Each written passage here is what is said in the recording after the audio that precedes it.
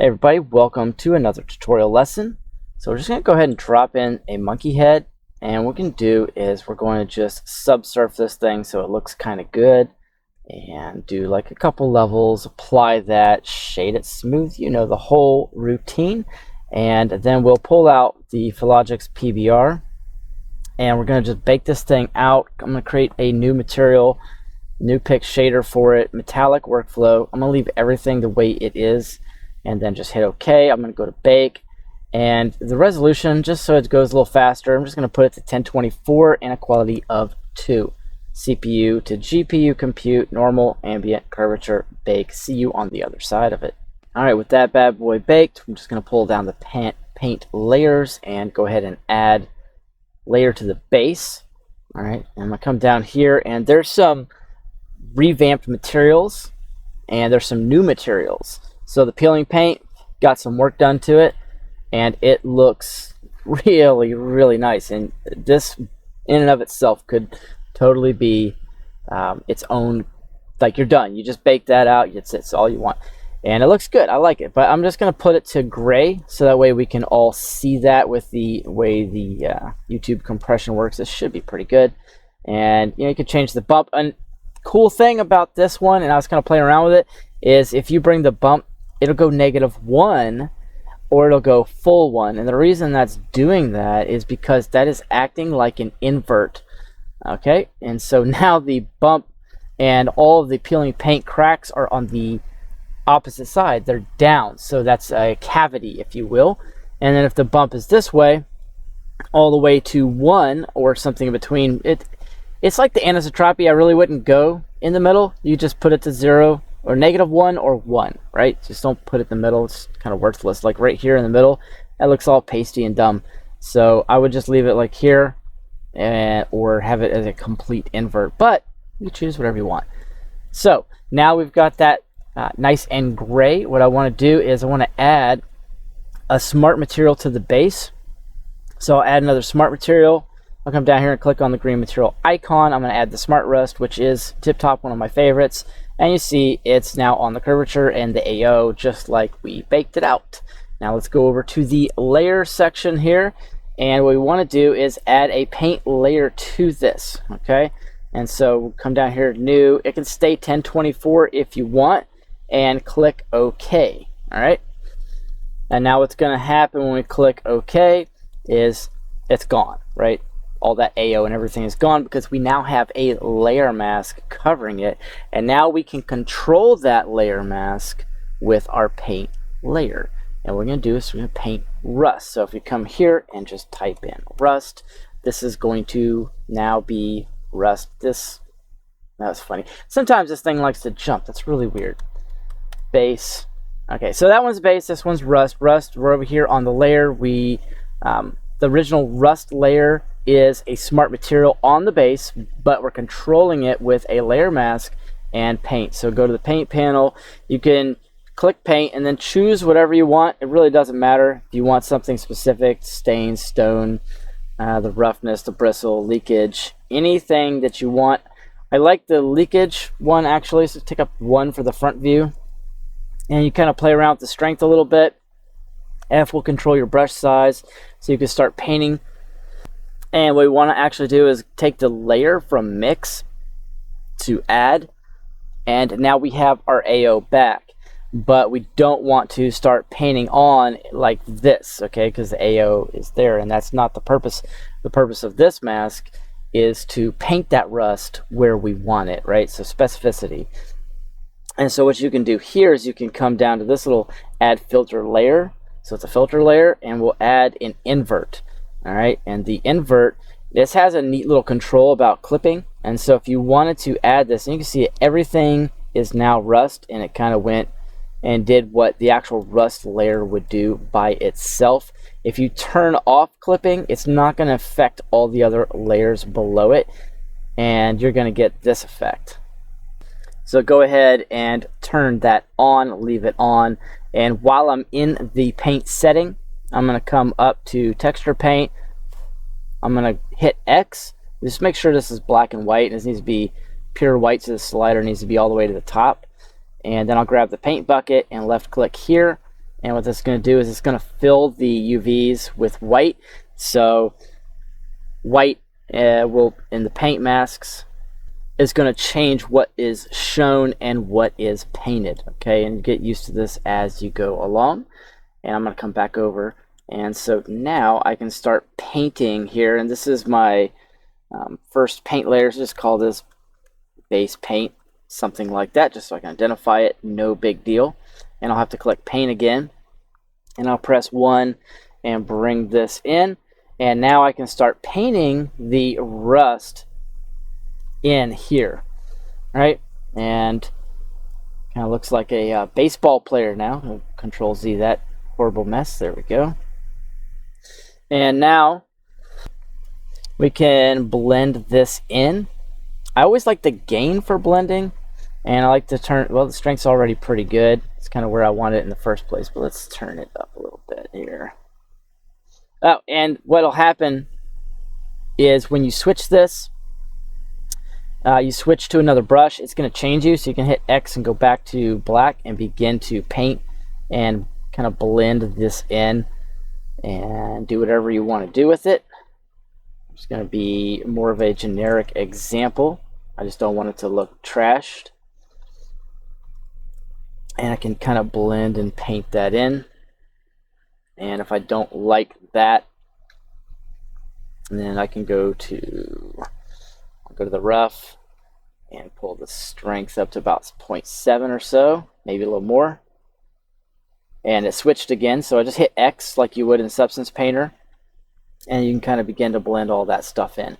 And yeah, you can add as many layers as you want and continue to do this. And if you're done, make sure to click finish before you go hyping around, you know, and doing anything else with your model. And one of those things you can do to kind of trick this layer, and I'll make this an anchor, but if I go to my height channel, this is all grayed out. I don't have any options. So under the rust, I'll go to base, I'll add a custom layer. And then if I come back over to the height channel, I can now drop an anchor, and because that one was anchored, rust layer mask will show up. And this is really cool because now you can control the rust with height information, which I always love. And you just, I mean, just subtle, right? It doesn't have to be much because this is a peeling paint mod. And so from here, I mean, the sky's the limit. You can do a whole bunch of different things with it. And let's just say I want a quick way of getting all of that ambient occlusion back so that my rust is going to show up. Well, I'm just going to come back to the base. I can add another smart layer, come down here, add the smart rust, and voila, there you go. And now this has its own controls. You're not going to mess around so much with any smart materials in the other channels, so kind of forget that. You don't need it. And then you can kind of bring this in and out, and what you're doing now is you're actually blending your painted rust with the AO, and it could end up looking really good because this is a little off. It's not the same, which is good. And a normal AO isn't going to give you that leakage, and then the layer mask is definitely going to give you that higher level of control. And notice this bump now in the new 3.1.1 Philogix is giving you that negative effect, so you could bring that bump in and invert it automatically. And then you've got your surface grain, and yeah, so you know, you just can blend this thing in. And I always recommend keeping the detail up to like 10 or so, but the blend here is not the same because I painted with 1024, so it doesn't look as good. So you kind of need to dumb it down just a little bit perhaps and blend it in as such. There we go. Yeah, see how that looks a little bit better if you're looking at it with a level of detail that's like right up on it. It's just not going to be great. But yeah, just blend those things in. That's it. That's just a little quick tutorial. That's part 2. And what I'm actually going to do is put together a bigger tutorial on Philogix, and we'll go through a myriad of different things we can do to one model, including ID mapping, smart materials, custom layers, layer channels, heights, what it means to you to bring in something from like a stable diffusion and all these different things. So you can bring in some custom materials you've made, you know, because they've got these other programs out now where you can just grab a diffuse image and then create everything, the roughness, all of it, and then we can actually paint with that. And I've got a playlist, guys. Jump in. There's a bunch of good stuff in there for Philogix. Yes, this is a paid program. Yes, I do get a very tiny microscopic kickback if you buy it, but it's going to replace Substance Painter at some point. I absolutely guarantee you it's going to be in a high competition with it at the very least. And now when I've done all this, I can come down to the export, pick my workflow, whatever I want, come down here, and then I can set this up like the way I had it. I can choose an export with the UV map, and so this is the cool part, right? Because you get all that on the same UV map, and then choose your file path, and don't hit the minus because you're going to remove it, and it's a little bit more of a pain in the butt to put it back. But you can come in and individually change these channels afterwards. And so if I went to a non-color, I need it to be non-color, I want this to come out PNG or whatever your choice is, you have the compression options and everything else. So you would come through here, and for like roughness, that would be a non-color, and then you can choose how it exports. And the options are getting better and better and better and better. Now let's see, one last thing. Yeah, don't forget, I said this in my last video, but if you hit Alt and right mouse and hold those down, you can rotate the HDRI to get a better image. So if you're sitting here trying to do this, that's 90s stuff or something. I don't know what it is, but don't do that. So you can rotate it. I would go on Polyhaven or somewhere and grab some extra HDRIs. I've got some of my favorites right here, and that just takes forever to load. That's so annoying. But now I can put what I want, like how this is going to look and how it's going to interact with my lighting. Yeah, that's going to be pretty cool. So that helps you guys out. Hopefully, smash that subscribe, smash that like. I'm going to have plenty more stuff coming out with Philogix. I highly recommend it. Yes, it's a paid add-on. Yes, it's $35. I don't get 35 bucks. I think they're like $1 or something. But anyways, the deal is that Substance Painter, I don't care how much they upgrade it, it's not part of Blender, right? And so Substance Painter is a powerful workflow, and I'm not going to beat them up. But if you want another option which is reasonable, and like I said, you can stack these layers, you can move them up and down, you can change how this thing looks overall. You have inspection capabilities, and see, I can change how the layers react just by shifting them. And if you wanted to come in here and look at just the layer mask and how that's going to affect the model, you can do that.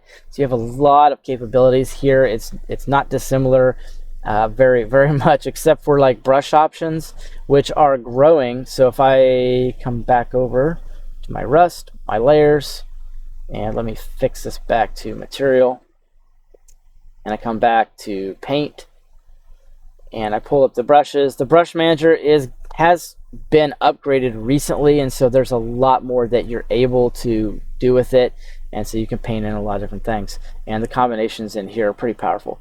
So I'll see you guys in the next one. Thanks for watching.